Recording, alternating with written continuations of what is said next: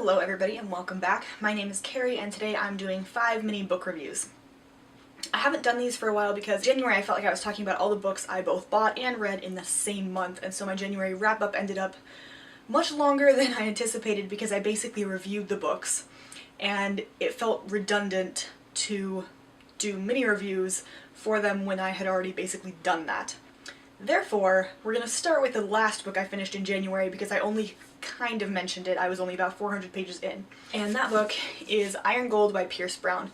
This is the 4th book in the Red Rising saga. Now, it used to be the Red Rising trilogy, which is Red Rising, Golden Sun, and Morning Star. I loved the first trilogy. The first one is kind of slow. It's mostly them in school. But then it gets much better throughout the series. This one definitely, I think, topped them. You see a lot more of the female characters in this book. You see Darrow, who is the main character through the series, deal with the consequences of his actions and everything that means for himself and his family and even his enemies, which I thought was really good. I loved also how in this one you see the consequences of the first trilogy. In the first trilogy they're trying to overthrow the color caste system that they have on Mars and in the rest of the galaxy, with reds being the absolute lowest of the low and golds being the highest of the high. It's an intriguing premise and well executed. I honestly think I liked this book best just because it did bring more females into it and it showed the consequences and seemed a bit more realistic for a sci-fi series, which I thoroughly enjoyed. I think I ended up giving this book a 4 out of 5 stars. Then we get into the books I read on my Kindle, sadly most of which I didn't enjoy that much. The first one is Crude Chase and the Pearl Defenders by E. Cisco. I actually got this free a while back. I thought the first one sounded interesting and you could sign up to get it free if you reviewed it. So I did, and I didn't like the first one because it wasn't any good. But I got the second one free for the same reason, and it still wasn't any good. Anyway, this one is a Canadian Harry Potter. You follow this kid whose parents and basically all of the family are killed by non-magic people, and he has magic, so he's being hunted. He gets sent to a magical school in Canada somewhere. I think it's on the East Coast-ish. I liked this setting and I think it could have done really well, but this series, the females are just not developed, although I will say that they are better developed in the second book than the first book. The first book they're only described as whether they're hot.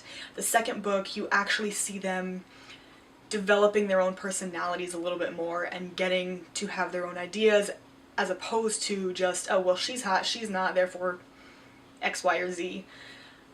However, the plot was really slow. It took me months to get through this book because it was so bad. It could have been so much more, and I was really disappointed. The next one is Milk and Honey by Ruby Kaur. This is a collection of poetry. It seemed to me to have some sort of feminist bent, but I'm not entirely sure. To be honest, I didn't really like this book either. I don't know why people are raving about it, but then again, my poetry tends to be more Lorca and Shakespeare than it does modern. I did like the illustrations in this book. I thought they were really interesting, and once you got past or into the healing section, which I think was the last third of the book or so, I really liked that section. I connected more with those poems than I did with the first 2/3. The first 2/3 seemed to be more about pain and suffering and learning to deal with it, except just by compartmentalizing it, and that doesn't seem healthy or even interesting to me. So I did really like the second half, or the last third, better than I liked the first part of the book for that reason. Like I said, the illustrations were my favorite part, and it did go by pretty quickly because it is a collection of poems, so I could read it in maybe an hour, which I also enjoyed. I think I gave it a 3 out of 5 stars. Next, I read The Golden Compass by Philip Pullman. This is the first in the His Dark Materials trilogy, I think. I didn't know at all what to expect. I just knew that on the cover there was a giant polar bear, and that seemed like fun to me. So this book, this series, follows a young girl as she tries to figure out basically what's going on, who the villains are, what they're doing, and how to stop them in her world. And in her world, everybody has a sort of companion animal.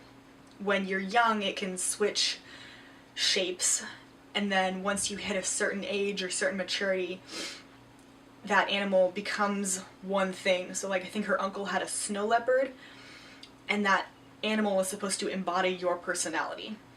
I really liked that concept, that an animal could embody your personality so well. I thought that was really interesting. It was much darker than I thought it was going to be. Much darker. There were a fair bit of politics as well, which I didn't anticipate. And the whole parent-child relationship was also interesting. I didn't expect that at all. I think my favorite part was the animals. Both the polar bears, one of whom basically becomes her best friend, and the companion animals. I think they were just really fun and interesting. I do want to continue the series, one because it's really popular, and two because it was interesting enough to keep me going, but because it's on my Kindle, it's going to take me a little bit longer to read it. I think I gave that one a 3 or maybe a 3.5 stars. And then the last one that I want to talk to you about today is the Whiskey Sea. This one, I think I gave a 3-ish, 5 out of stars, because I didn't really like it all that much, but it follows a young woman who decides to be a rum runner in the 1920s off the coast of New York. She and her sister were raised by a fisherman who was not their father because their mother was the town whore. And they don't really know who their fathers are. They discover that by the end of the book, but that's not currently terribly relevant. She really wants to be a fisherman. She wants to follow her adoptive father's footsteps and go out onto the ocean every day. She loves the sea and fish. Her adoptive father does something that means she can't do that anymore, and so instead she becomes a mechanic. And then she becomes a rum runner because running rum means that she can provide for her sister and her adoptive father, who has failing health. I thought that was really interesting. I thought her motivation for doing it was good. I would probably do the same thing. So she didn't take any sort of slack for being a woman. She went out and said, no, I'm going to be the best mechanic here, and did that. That's how she got onto the rum running boat.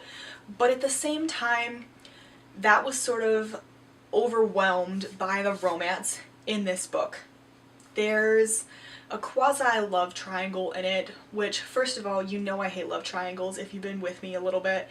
And second of all, she just falls head over heels, and it's a somewhat abusive relationship, to be honest.